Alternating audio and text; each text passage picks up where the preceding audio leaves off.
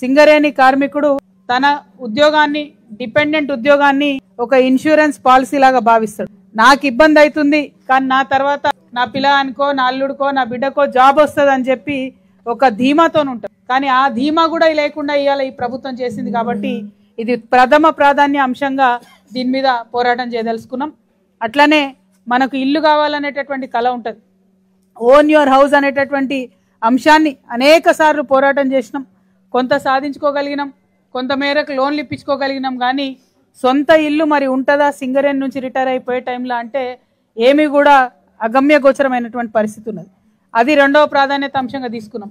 ఇక మూడవది income tax. ఎన్నోసార్లు నేను ఎంపీగా ఉన్నప్పుడు పార్లమెంట్లో కూడా అడగడం జరిగింది.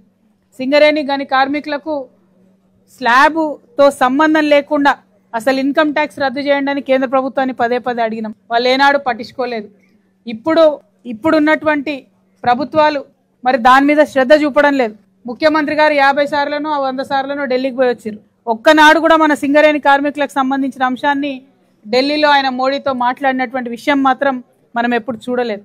కాబట్టి ఇవాళ మీ అందరిని నేను రిక్వెస్ట్ చేసేది ఒకటే, మీ పక్షాన నిలబడి పోరాటం చేసేటటువంటి కార్మిక సంఘాలకు హెచ్ఎంఎస్ కావచ్చు, తెలంగాణ జాగృతి కావచ్చు, మాకు అండగా ఉండమని మిమ్మల్ని కోరడానికి ఇక్కడికి రావడం జరిగింది.